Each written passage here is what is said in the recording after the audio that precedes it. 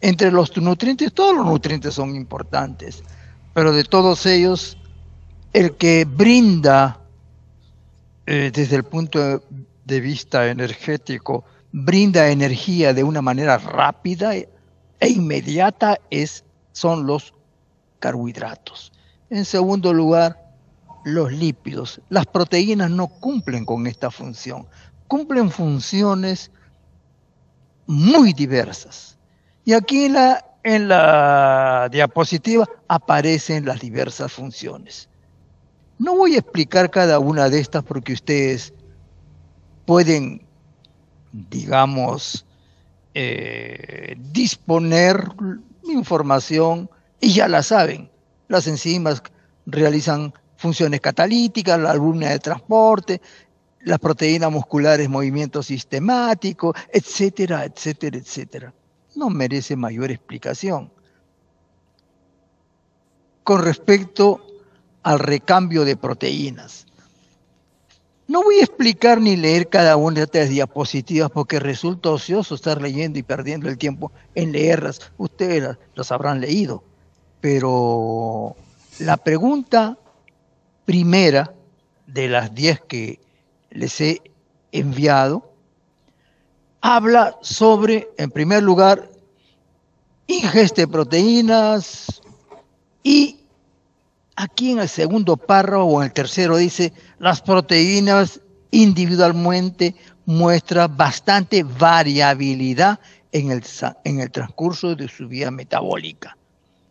Y la pregunta era, ¿por qué las proteínas se metabolizan de una manera distinta? ¿Todas se metabolizan de la misma manera? No. ¿Todas tienen enlaces peptídicos? Sí. ¿Todas están formadas por aminoácidos? Sí. ¿Cuántos aminoácidos? Son alrededor de 20 aminoácidos distintos.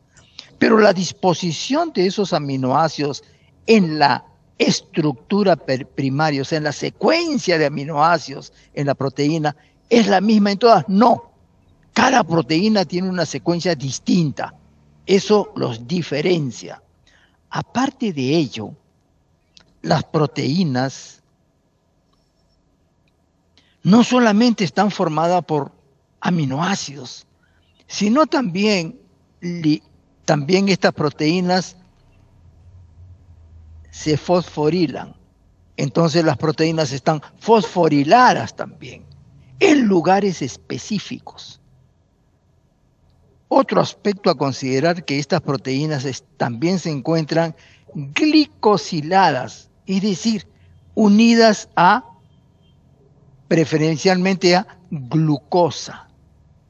Eso se llama glicosilación.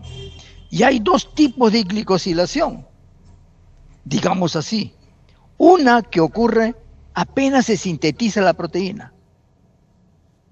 Recuerden que a nivel de los ribosomas se sintetizan las proteínas y allí se fosforilan, algunas se acetilan, también se unen a carbohidratos, manosa y glucosa preferencialmente. Esa unión a la glucosa le brinda a las proteínas ciertas características muy propias de cada proteína. Entonces cada proteína se glicosila en determinados lugares muy propios a ella y se fosforila también en lugares específicos, no en cualquier sitio. Y esta es una de las razones por las cuales se pueden explicar actualmente lo que se denomina resistencia a la insulina, porque en el proceso de señalización celular que ocurre cuando la insulina interacciona con el receptor, en las personas obesas o con sobrepeso, el proceso de fosforilación, especialmente en el sustrato receptor de insulina, se realiza en lugares diferentes.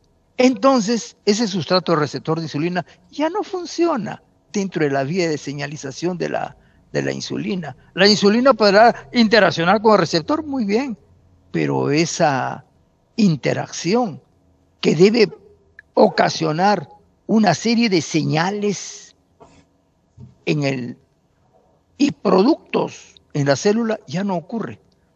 Porque el hecho de que ese sustrato receptor de insulina se encuentre fosforilado en lugar distinto, no lo torna en capacidad de poder seguir transmitiendo la señal dada por la insulina. Bien. Entonces, ese es el tipo de glicosilación y fosforilación que ocurre dentro de la célula, pero fuera de la célula, es decir, cuando la proteína está fuera de la célula, ¿dónde? En el plasma. Se glicosila también, en todos nosotros, en todas las personas se glicosilan.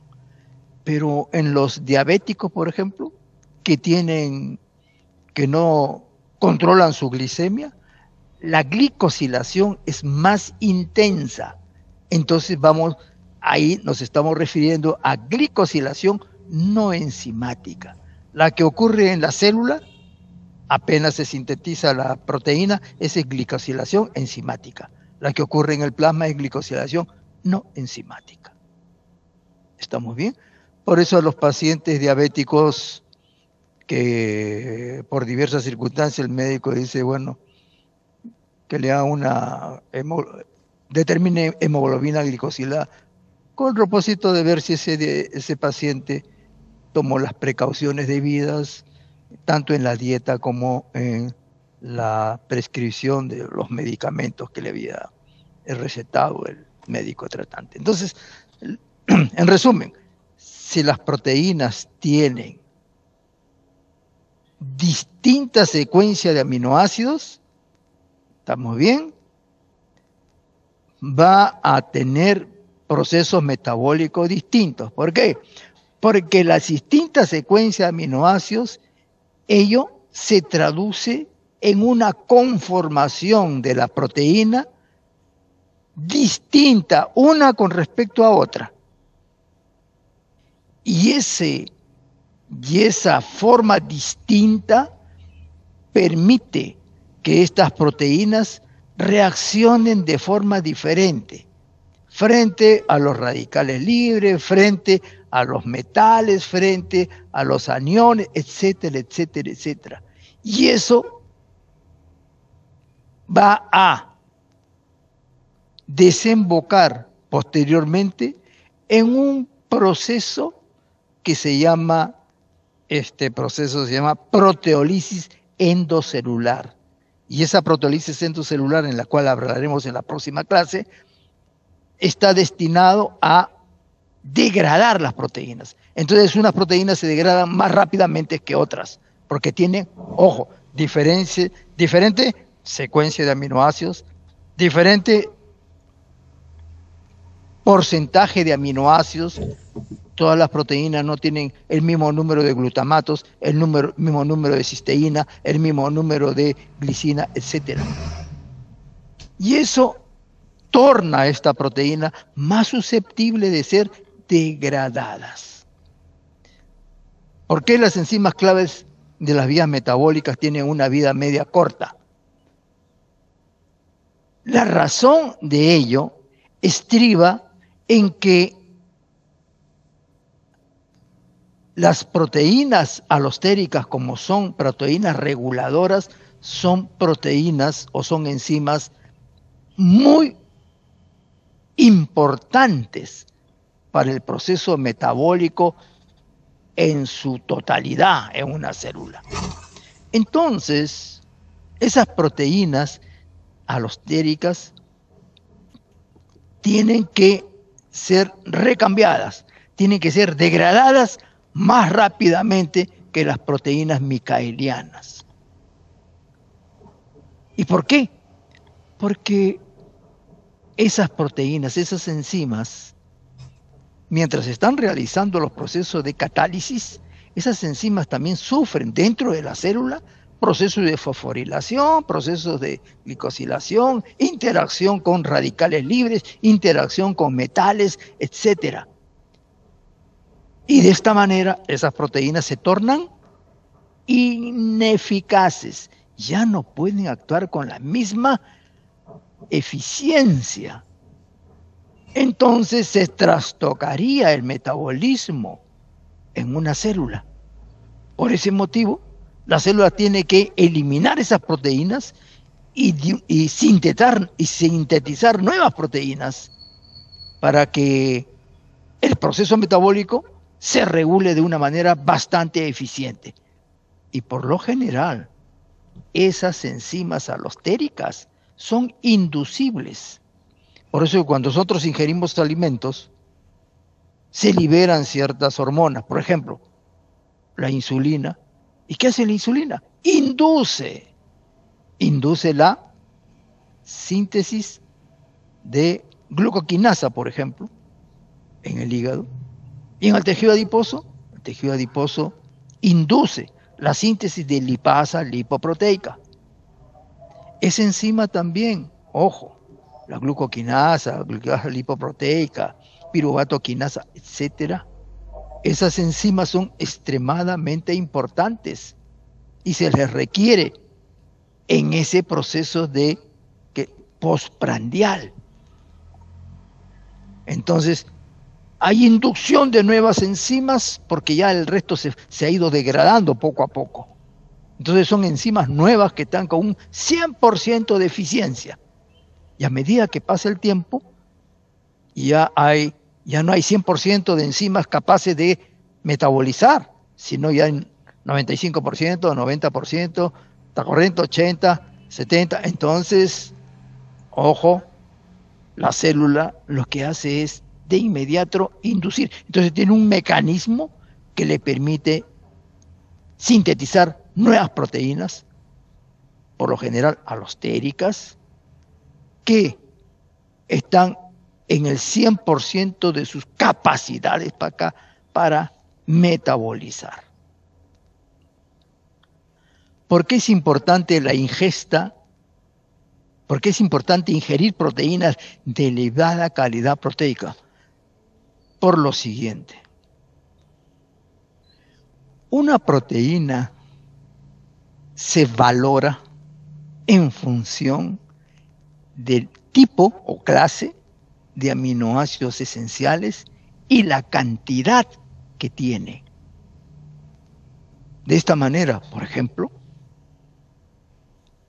la clara del huevo es la proteína de origen animal que tiene un elevado porcentaje de aminoácidos esenciales y posee todos los aminoácidos esenciales que requiere el ser humano. Es la mejor proteína que el ser humano pueda ingerir.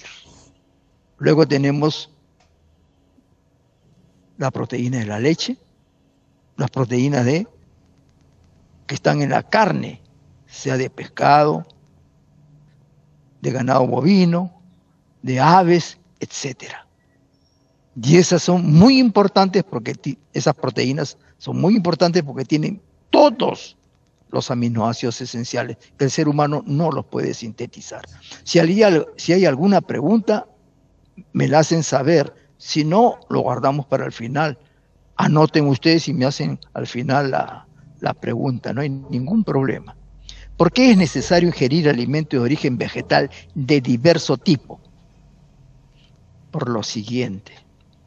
Una persona no puede ingerir todos los días solamente en su alimento, solamente arroz, o solamente frijoles, o maíz. ¿Por qué? Tiene que mezclarse. Generalmente se trata de mezclar alimentos tales como legumbres o leguminosas con, por ejemplo, alimentos que son del tipo del arroz.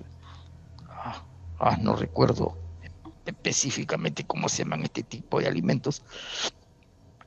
Porque el arroz naturalmente tiene proteínas, sí tiene. Es un bajo porcentaje, pero tiene proteínas. Las leguminosas tienen mayor porcentaje de proteínas, pero no tienen esas proteínas no tienen todos los aminoácidos esenciales. Me explico mejor. Tiene un gran número de aminoácidos esenciales, pero no en el suficiente porcentaje. Entonces, tienen determinados aminoácidos esenciales en muy bajísimo porcentaje, las leguminosas, por ejemplo. Pero si ingerimos nosotros una leguminosa con cereales, por ejemplo, arroz con frijol, entonces el arroz tiene proteínas con aminoácidos esenciales que no tiene los frijoles. Y de esa manera se complementan. Por eso es recomendable ingerir, digamos, leguminosas, tales como frijol, payares, sabe Dios, frijoles, lentejas, etcétera, con arroz. Y de esta manera se complementan. El maíz carece también de un gran número de aminoácidos. Carece de la... me explico mejor. No dispone de la cantidad suficiente de la concentración suficiente de aminoácidos esenciales. Entonces, debe mezclarse con otros alimentos. Y de esa manera, esa mezcla de alimentos permite complementarse, y esta mezcla constituye una dieta bastante nutritiva. Lo que no ocurre con las proteínas de origen animal. Ellas tienen todos los aminoácidos esenciales. Y naturalmente esas proteínas nosotros podemos ingerirlas con, sabe Dios, con fideos o con arroz, con cualquiera de ellos. Pero esos vegetales, llámese fideo, pan, arroz, proporcionan bastante energía, que es necesario, claro que lo es. Por eso en nutrición hay un principio muy interesante, que es la ley de la armonía. ¿Qué significa? Que nosotros en nuestra dieta debemos estar constituido por un determinado porcentaje de proteínas, determinado porcentaje de carbohidratos y un determinado porcentaje de grasa.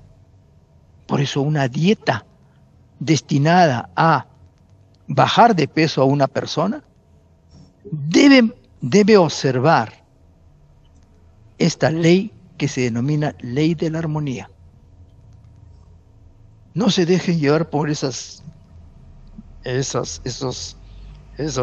clips que hay en televisión, en las radios, en los periódicos también, escrito por gente ignorante que no sabe de nutrición. Ignorante no sabe de nutrición. Yo también soy un ignorante, por si acaso, no sé de nutrición. Sé algunas cosas, nada más. No estoy insultando a nadie. ¿Son ignorantes? Sí, son ignorantes. Yo también lo soy. Estoy en ese grupo.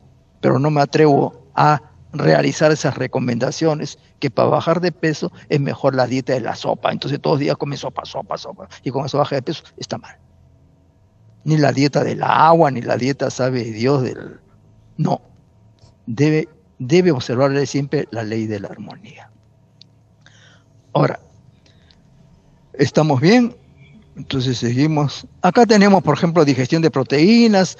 Hay varias enzimas, pepsina, tripsina, quimotricina, y estas enzimas proteolíticas tienen diferente especificidad. Ustedes ven acá, pepsina es específico para el enlace fenilalanina, o fenilalanina, tirosina, o el enlace peptídico formado por fenilalanina, leucina. Tiene cierta especificidad. No pueden hidrolizar tampoco cualquier enlace peptídico. Esta pepsina se da en el estómago. A nivel intestinal hay enzimas tales como tripsina, que hidroliza un enlace peptídico donde hay arginina, nada más, o donde hay lisina, nada más. El resto de enlaces peptídicos no los puede hidrolizar la tripsina. Lo mismo ocurre con la quimotripsina, que es un poquito menos específica que la tripsina. ¿Estamos bien? También existen otras enzimas como la elastasa, que hidroliza enlaces peptídicos adyacentes a aminoácidos alifáticos tipo glicina, serina, etc. Y las carboxipeptidasas, explico mejor esto. La carboxipeptidasa A hidroliza el último enlace peptídico de la región carboxilo terminal de una proteína, pero siempre y cuando el último aminoácido de esa región sea fenilalanina o sea un aminoácido aromático, tirosina o triptofano. Y la carboxipeptidasa de tipo B hidroliza el último enlace peptídico de la región carboxilo terminal, siempre y cuando el último aminoácido sea lisina o arginina. Entonces, ojo, miren ustedes, retrocedamos. Vamos a suponer de que existe una proteína y la pepsina va a hidrolizar un enlace peptídico, y ese enlace peptídico está en el interior de la proteína. ¿Está bien?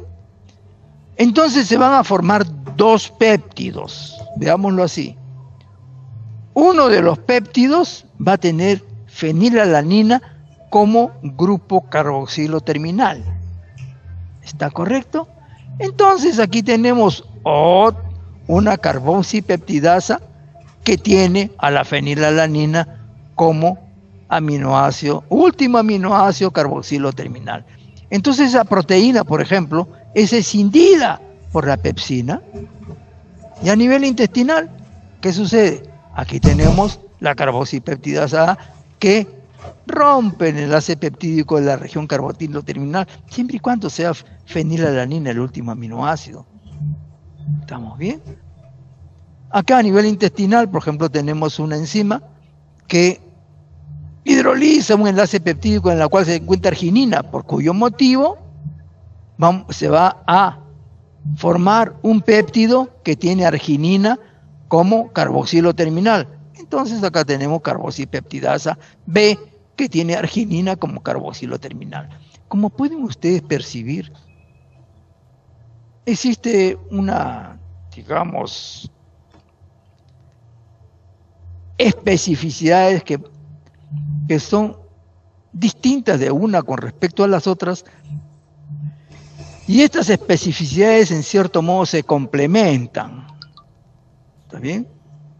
Pepsina, luego a nivel del intestino tenemos tripsina, quimotripsina, carboxipeptidasas, elastasa, dipeptidasas y tripeptidasas. Entonces, esta diferente especificidad permite que la digestión se realice de una manera hasta cierto punto coordinada, y de una manera, digamos, secuencial, por etapas. Existen enzimas microbianas. Hay proteasas de tipo microbiano, por si acaso. Las bacterias también tienen proteinasas, pero esas proteinasas, muchas de ellas no gozan de la especificidad que tienen estas enzimas, sino son inespecíficas, lo cual significa que si ustedes ingieren esas proteinasas son capaces de hidrolizar el estómago e hidrolizar el intestino. ¿Está correcto? No tienen especificidad. Hidrolizan lo que encuentran. Así de sencillo. La pregunta 6. ¿Por qué las enzimas proteolíticas se secretan como proenzimas?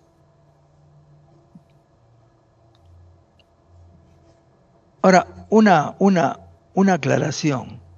Acá tenemos endopeptidasa, pepsina, tripsina, quimotripsina, elastasa, porque hidrolizan enlaces peptídicos que se encuentran en el interior de la molécula proteica, mientras las exoproteasas son enzimas que hidrolizan el primero o el último enlace peptídico. Las aminopeptidasas hidrolizan el primer enlace peptídico, ese es de la región aminoterminal. La carboxipeptidasa A o B hidroliza el último enlace peptídico. Como consecuencia de ello, ¿qué se libera? Por ejemplo, acá, por acción de la carboxipeptidasa A, ¿qué se libera? Fenilalanina. Nada más. Y lo único que hace ella es enzima. Encuentra un péptido o una proteína que tiene en la región carboxilo terminal fenilalanina, lo que hace es hidrolizar ese enlace peptídico y libera un aminoácido libre. ¿Cuál? Fenilalanina. O si hay tirosina, libera tirosina y así sucesivamente. Estas enzimas son, bueno, aquí pueden leer ustedes las hormonas gastrointestinales, no requieren mayor explicación.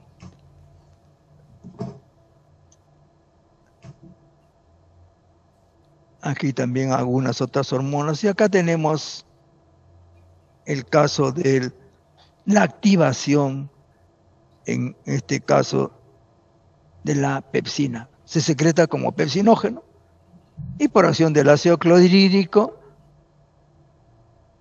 se hidroliza. El proceso es un poquito más complejo que esto, ¿no? Solamente ya he tratado de mostrar de que, ojo, hay un enlace peptídico que se hidroliza, se libera un péptido. En realidad son varios péptidos que se van liberando y el pepsinógeno queda convertido en pepsina. Ahora, aquí tenemos la conversión de tripsinógeno en tripsina. En este caso sí. Ojo, hay una enzima, la enterocinasa, que es sintetizada por el enterocito, o sea, en el tracto intestinal. Esa enterocinasa tiene la propiedad de hidrolizar en la región carboxilo terminal del tripsinógeno, hidrolizar un enlace peptídico y como consecuencia de ello se libera un péptido que tiene 6 aminoácidos. Y eso conlleva a que el tripsinógeno cambie su conformación y se convierta en tripsina. Esto es, digamos, importante. ¿Qué sucedería si, la pregunta es, ¿por qué las enzimas proteolíticas se secretan como proenzimas? Proenzimas o zimógenos con Z. ¿Por qué? Porque si se sintetizara, es decir, si el páncreas sintetizara tripsina, ojo, ¿qué sucedería? La tripsina dañaría al páncreas. ¿Está correcto? Dañaría al páncreas. Y hay diversas enzimas pancreáticas que dañarían a este órgano. Por ese motivo, se secretan como formas inactivas y recién en la luz intestinal se van a tornar activas. Y acá tenemos, en el intestino, por acción de la enterocinasa. Pero esa enterocinasa se libera por acción de las sales biliares. Las sales biliares, que son tensioactivas, permiten la liberación de la enterocinasa y esta enzima convierte al tripsinógeno en tripsina, más un hexapéptido, y la tripsina se encarga de realizar lo propio, es decir, lo mismo con el quimotripsinógeno, lo convierte en quimotripsina, la proelastasa en elastasa, la procarboxipeptidasa A en carboxipeptidasa A, y así sucesivamente. ¿Estamos bien? Muy bien. Esa es la razón por la cual las enzimas proteolíticas se secretan como proenzimas o zimógenos.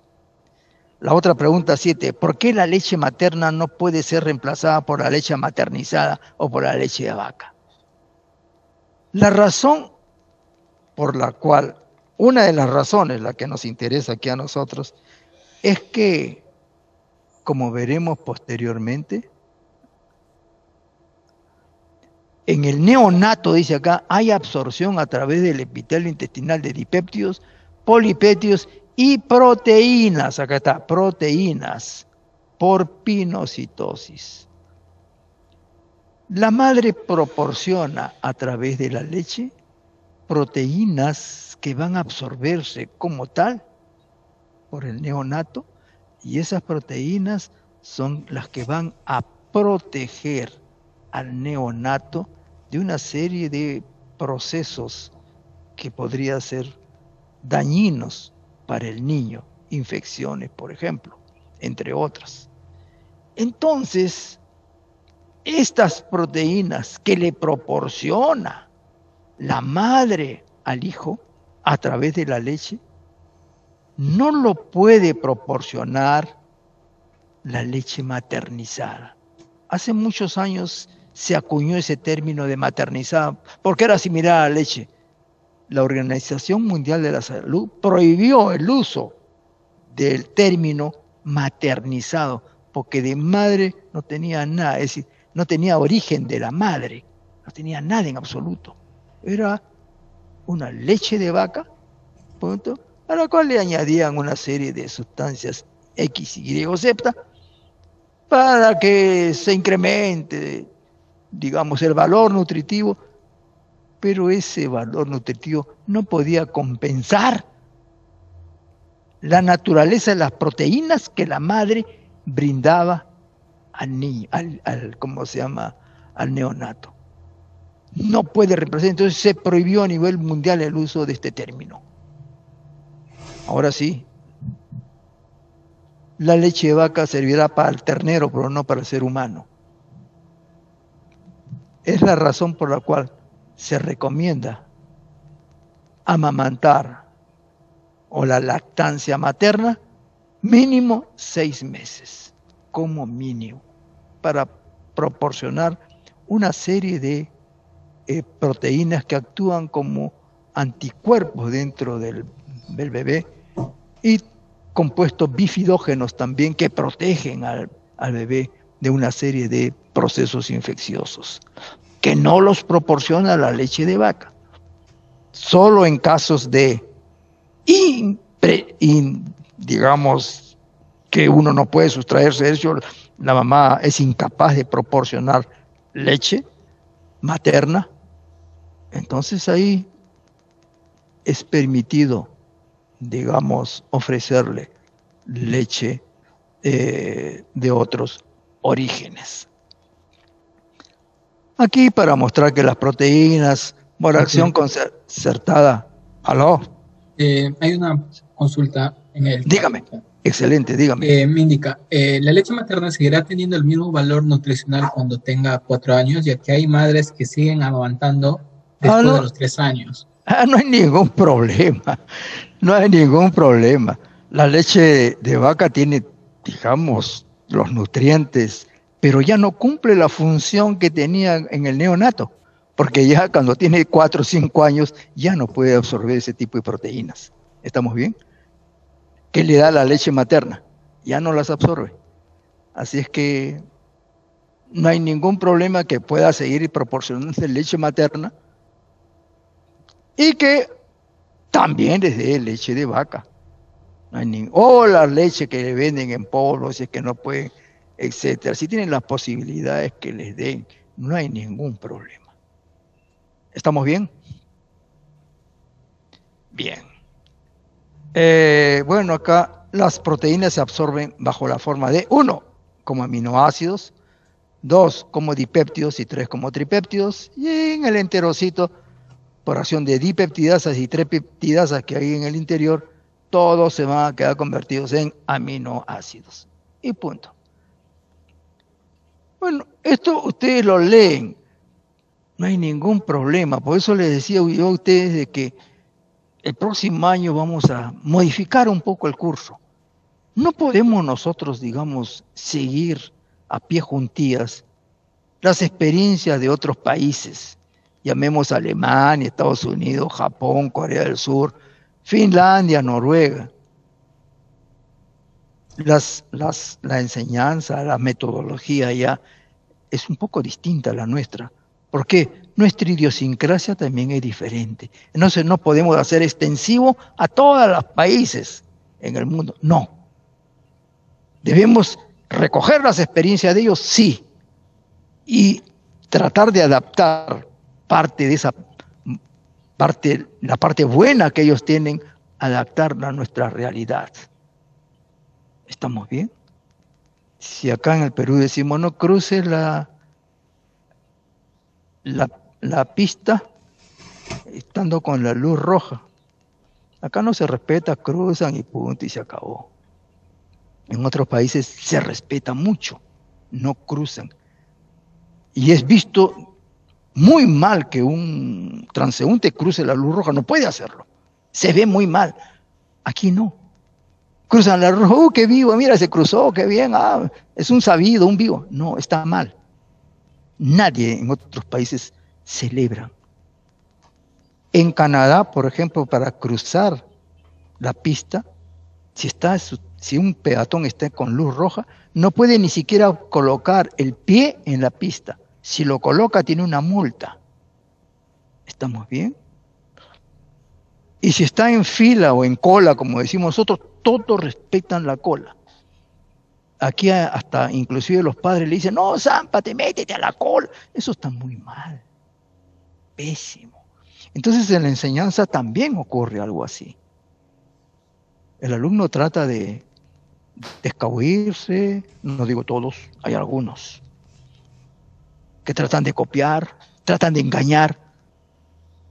Eso es la parte formativa de un profesional. Y esas cosas no se festejan, no se celebran. Esas cosas deben ser no castigadas, pero sí el rechazo de todo, no admitir que eso ocurra. La corrupción en nuestro país ha llegado a límites increíbles que en mi época no existían. Entonces todas las costumbres están cambiando. Entonces en el próximo curso probablemente vamos a tener una serie de cambios, poco a poco. Vamos a ver si los alumnos responden, pero yo estoy viendo que ustedes están respondiendo, porque yo les hago preguntas. Por ejemplo, ¿ustedes responden todas estas preguntas? Significa que ya saben el curso. Y el resto de información que les damos en las diapositivas, ustedes lo leen, porque también es necesario que memoricen algunos conocimientos. Tienen que memorizarlo. Tienen que saber que existen esos conocimientos. ¿Estamos bien? No podemos privarnos completamente de la memoria. No, tenemos que saber que existen. ¿Por qué los seres humanos solamente pueden sintetizar aminoácidos esenciales? Bueno, acá tenemos sistemas de transporte de aminoácidos. Ojo, sistema de transporte. ¿Está correcto? Sistema de transporte. Una enfermedad que está vinculada a transporte de aminoácidos. Y acá hablamos sobre aminoácidos esenciales y no esenciales. Ahora acá dice, ¿por qué los seres humanos solamente pueden sintetizar los aminoácidos esenciales? Esa pregunta está mal formulada.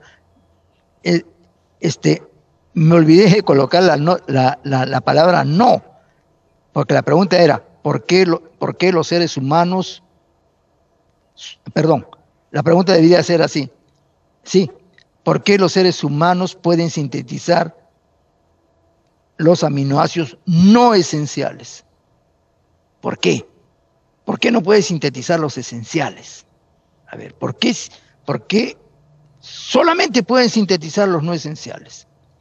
Y si ustedes ven aquí, esa pregunta por si acaso, le falta, la palabra debe decir no esenciales por si acaso. Lo voy a modificar acá. Aminoácidos no esenciales. Acá. No es. Esa es la pregunta. Disculpen. Si han tratado de responder eso, disculpen. ¿Por qué? Miren, empecemos. Nosotros en bioquímica se trata de responder el por qué, para qué, cómo ocurren los procesos. Entonces la bioquímica vamos a tratarlo en el futuro de esa manera. Yo estoy viendo que ustedes responden muy bien. Y eso me agrada, sinceramente. Quisiera que nadie fuese desaprobado. Porque eso significaría que han entendido, han comprendido bien el curso. Y sería una grata satisfacción para el profesor. Es decir, uno llegó con el conocimiento. Por eso Einstein dice, cualquier tonto sabe. Lo más importante es entender. ¿Estamos bien? No estoy insultando a nadie. No me digan que yo les llame, no a nadie. Es lo que dice Albert Einstein. Cualquier tonto sabe. Lo importante es entender. Por eso yo les pregunto acá, ¿por qué? ¿Por qué? ¿Por qué? ¿Para qué? ¿Cómo? Etcétera. Miren ustedes aquí en este gráfico. Aquí tenemos la síntesis de aminoácidos no esenciales. Por ejemplo, el piruvato, por transaminación, forma alanina. El fosfoglicerato, a través de una reacción, forma serina, glicina y después cisteína. Punto. ¿Está correcto? Ahora, es una forma muy sencilla de realizar. ¿Cuántas enzimas se necesitan? Una, o dos, o tres, nada más. Y acá, aminoácidos no esenciales. ¿A partir de qué? Del ciclo de Krebs. Alfa-cetoglutarato por transaminación, glutamato por aminación, glutamina. con una sola reacción, punto. Aquí, naturalmente, necesita un poquito, un mayor número de enzimas, si darán 2 o 3, punto. O sea, el acetato, aquí en el ciclo de Krebs, por transaminación forma aspartato, y por aminación asparagina, punto, ya está sintetizado todo. Facilísimo. ¿Qué ha sucedido? ¿Qué ha sucedido? Miren ustedes acá. Esta es la síntesis de aminoácidos esenciales, y ahí no termina, continúa en este gráfico. Antiguamente en bioquímica se enseñaba todo esto. En la clase de aminoácidos se hacían en 2 clases, habían solamente de aminoácidos. ¿De qué servía? No servía de gran cosa. ¿Alguien va a memorizarse? ¿Y para qué sirve memorizarse esto? Lo que necesitamos es el concepto. Nosotros somos producto de la evolución.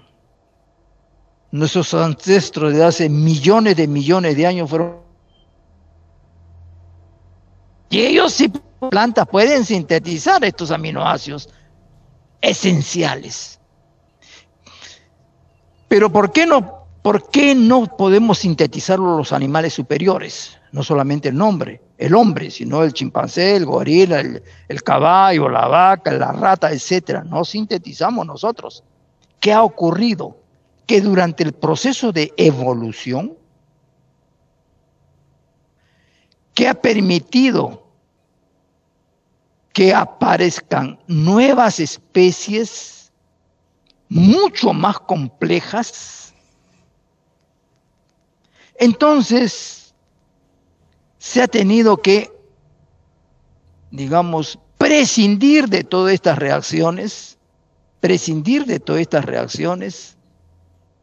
y permitir que en lugar de utilizar energía, enzimas y una serie de factores para sintetizar esos aminoácidos,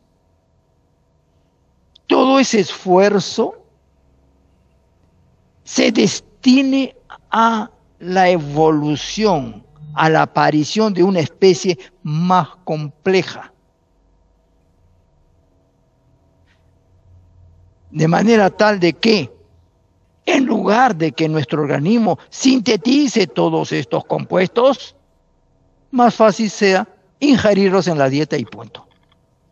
Entonces ya lo tenemos todos los componentes para sintetizar nuestra proteína sin que nosotros seamos capaces de sintetizarlo. ¿Por qué?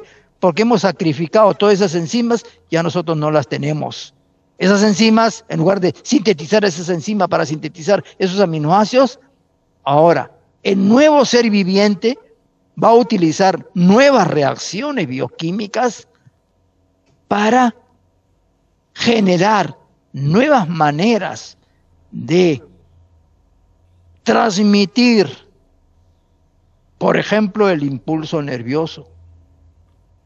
Por ejemplo, la transmisión del impulso neurológico implica la síntesis de varios neurotransmisores que no los tienen los animales inferiores. Y son reacciones mucho más complejas. Entonces el ser humano no va a dedicarse a sintetizar estas reacciones estas reacciones complejas, sino que solamente va a dedicarse a realizar una que otra reacción simple. ¿Estamos bien? Es como un gerente en una empresa, digamos. El gerente no va a estar realizando, pues, envolviendo, cepillando. Eso le corresponde al operario. Él ya está en otro nivel. Él no va a tratar de mejorar, digamos, la fabricación de un zapato, cuando eso lo puede hacer el operario. Él ya está en otro nivel, tratando de solucionar una serie de problemas que ocurren a nivel macro de la empresa. Nosotros, como seres humanos bastante evolucionados, no vamos a dedicarnos a sintetizar una serie de aminoácidos, ¿está correcto? Cuando tenemos otras reacciones más importantes que dedicarnos a formar aminoácidos, a sintetizar aminoácidos. Como seres humanos, realizamos otras funciones: pensar, analizar, construir, etcétera, etcétera, etcétera. Y eso no lo tienen los animales inferiores, que no han evolucionado a etapas como la nuestra. ¿Está correcto? Por ese es el motivo por el cual los seres superiores ya no realizan esas diversidades de reacciones, sino que dirigen sus esfuerzos a otras reacciones mucho más complejas, que justamente son características de ese proceso evolutivo. ¿Por qué la deficiencia de ciertas enzimas, tales como la vitamina B6, por ejemplo, o podría decir yo la vitamina B1, por ejemplo, afecta el sistema nervioso? ¿Por qué? ¿Por qué afecta? ¿Qué tiene que ver esas enzimas con el sistema nervioso? Por una razón. B6, por ejemplo. Aquí tenemos una reacción. Por ejemplo, vamos a colocar acá. Esta es una reacción de desaminación. Acá tenemos una reacción de descarboxilación. ¿Qué enzimas lo catabolizan? Lo metabolizan, lo catalizan las descarboxilasas. ¿Qué requieren las descarboxilasas? Pireoxalfosfato. ¿De dónde deriva el pireoxalfosfato? De la vitamina B6. Entonces, si tenemos deficiencia de vitamina B6, ojo, acá tenemos varias descarboxilasas. No he colocado un gran número de ellos, hay decenas de esas descarboxilasas.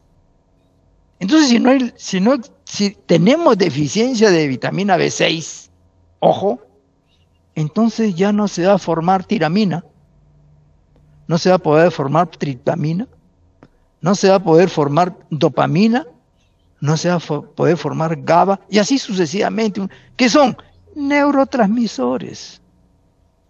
Entonces, cuando hay deficiencia de algunas vitaminas, del complejo B, entonces tenemos la B1, la B2, la B6, la B5, etcétera, se trastoca el metabolismo. Y yo le dije neurotransmisores, entonces neurotransmisores, ¿qué enzimas forman neurotransmisores? Las descarboxilasas. ¿Qué tipo de neurotransmisores? Coloquen ustedes cualquiera, dopamina, triptamina, tiramina, etcétera, etcétera, etcétera. Y eso afecta la transmisión del impulso nervioso. De esa manera tenemos que razonar. ¿Estamos bien? Tenemos que razonar de esa manera. No que a mí no me han enseñado, que yo no. No, eso lo enseñamos en enzimas. Y hablamos de coenzimas. Y colocamos algunos ejemplos. ¿Estamos bien? El examen no se trata de coger al alumno y hacerlo caer. No. Con el examen nosotros tratamos de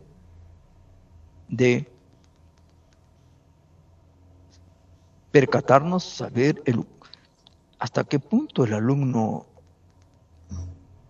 conoce, sabe y entiende la bioquímica. La última pregunta es, ¿por qué la enzima glutamato deshidrogenasa se encuentra estrechamente vinculada por el ciclo de Krebs? No, acá tenemos transaminasas, aminoácidos que no pueden transaminar, pozo de aminoácidos. El pozo de aminoácidos está referido a la disponibilidad de aminoácidos que tenemos libres, aminoácidos libres que tenemos en el organismo. Más o menos es alrededor de 100 gramos, como dice acá. Son aminoácidos libres. Y esos aminoácidos libres, acá está. Acá está. Esos aminoácidos libres se utiliza para sintetizar proteínas, para formar nucleótidos, neurotransmisores, poliaminas, creatina, etcétera, etcétera, etcétera. Entonces, me estoy comunicando con ustedes, disculpen. Aló, Sí, doctor, Cristian. lo escuchamos. Allá, porque la clase pasada, la mía, hablé como 3/4 de hora y nadie me escuchaba. Se había interrumpido la comunicación. Bueno, este es el pozo de aminoácidos, es la cantidad de aminoácidos que hay en el organismo. Es decir, no hay un lugar específico. Es como decir en este momento, a ver, todos los que estamos participando en esta clase, ¿qué cantidad de dinero tenemos? Por ejemplo, yo no tengo ni medio, ya, o sea, 0 dinero. Alguno de ustedes tiene 2 soles, el otro 1 sol, sabe Dios. Entre todos, ¿cuánto tenemos? 235 soles. Eso sería el dinero que tenemos. ¿Y dónde se encuentra depositado ese dinero? ¿En el banco, en algún sitio especial?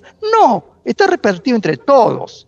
Igualmente ocurre con el fondo, pozo o pool de aminoácidos. ¿Dónde está? Está en todos los tejidos. Cada tejido sintetiza, algunos sintetizan hormonas, otros sintetizan porfirina, otros sintetizan creatina, otros, etcétera, etcétera, etcétera. ¿Estamos bien? Bien. Ahora, entonces acá tenemos el flujo del nitrógeno. ¿En qué fase ocurre el flujo del nitrógeno? En la posabsortiva. ¿Estamos bien? Posabsortiva. Ya cuando, después, es decir, después de 3,5 a 4 horas de haber ingerido alimentos, ya se acabó la glucosa, ya no se absorbe más glucosa. Ahora, ¿qué hace el hígado? El hígado tiene que hacer gluconeogénesis. ¿Y a partir de qué? A partir de glicerol, por un lado, eso es una pregunta del examen pasado, y aminoácidos. ¿Y de dónde saca los aminoácidos el hígado? Del músculo, en gran parte. ¿Estamos bien? Porque mire, acá en el superior izquierda están los aminoácidos por acción de una transaminasa. Esos aminoácidos ceden el grupo de amino al alfa-cetoglutarato y forma ¿qué? Glutamato. Y por otra transaminasa ese glutamato reacciona con el piruvato. ¿Qué forma? Alanina.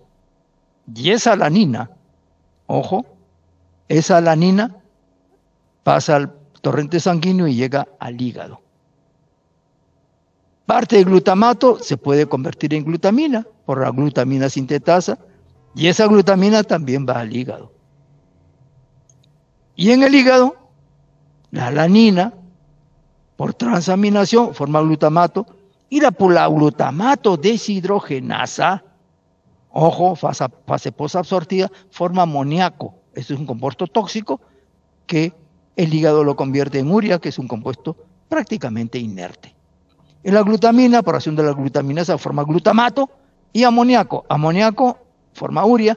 El glutamato, aquí, glutamato por la glutamato deshidrogenasa forma amoníaco. ¿Estamos bien? Bueno, eso, acá esto es en el cerebro. Y lo más importante en el cerebro es que es la manera como la glía, por ejemplo, en el cerebro, elimina el amoníaco formando ¿qué? Glutamina, porque en el cerebro no ocurre ciclo de la urea, se forma glutamina y esa glutamina pasa al torrente circulatorio, ¿a dónde puede ir al hígado?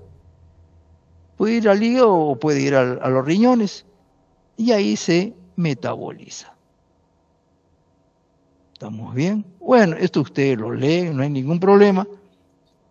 ¿Por qué el glutamato? La glutamato deshidrogenasa y acá terminamos. ¿Por qué la glutamato deshidrogenasa se encuentra estrechamente vinculada con el ciclo de Krebs? Muy bien. Está vinculada y esta vinculación ocurre en la fase posabsortiva y en el ayuno. Porque en esas fases se va a liberar glutamato. Ya hemos visto anteriormente, hace unos instantes, que ese glutamato va al hígado. Y en el hígado, ese glutamato reacciona con la glutamato deshidrogenasa. ¿Está correcto? Con la glutamato deshidrogenasa, en presencia de NAD, forma NADH, alfa-cetoglutarato y amoníaco. ¿Cuál es el destino de este amoníaco? Urea. ¿Cuál es el destino de este alfa-cetoglutarato? Ciclo de Krebs. Y si va a ingresar al ciclo de Krebs, ¿para qué ingresa al ciclo de Krebs? Para realizar gluconeogénesis. ¿Estamos bien? Pero para eso tiene que ingresar al ciclo de Krebs. De todas maneras, Por otro lado, NADH. ¿Cuál es el destino de ese NADH? Si estamos nosotros en la mitocondria, ese NADH cede de los electrones a la cadena transportadora de electrones y eso va a servir para formar ATP. ¿Está correcto? Sirve para formar, o sea, brinda energía. Y de esa manera, esta enzima, glutamato deshidrogenasa, está estrechamente ligado con el ciclo de Krebs. Pero en la fase postprandial, ¿qué ocurre? En la fase postprandial, ojo, postprandial, ¿qué va a suceder? Postprandial, ojo, amoníaco, estamos en el hígado. ¿De dónde viene este amoníaco? Ese amoníaco viene del intestino, fase postprandial. ¿Está correcto? Va por la vena porta y llega al hígado. Muy bien. ¿Y este alfa-cetoglutarato? Ese alfa-cetoglutarato viene de la glucosa. Vía glucolítica, piruvato ingresa a la mitocondria y a través del ciclo de Krebs forma alfa-cetoglutarato. ¿Estamos bien? Y aquí la glutamato deshidrogenasa, en presencia de NADPH, forma glutamato. O sea, de izquierda a derecha, postprandial. De derecha a izquierda, posabsortiva. Muy bien. Si tienen ustedes alguna pregunta que hacer, porque ya aquí terminamos, encantado. De lo contrario, yo voy a reunirme con ustedes en la próxima semana. Espero que no haya los problemas que hubieron hoy. Son problemas del avance tecnológico. Estamos bien, varios de nosotros hemos tenido problemas con la luz, se fue la luz, y al irse la luz nos quedamos sin computadora, sin televisión, sin radio, sin nada. Punto, se fue todo. ¿Está correcto? Así de sencillo.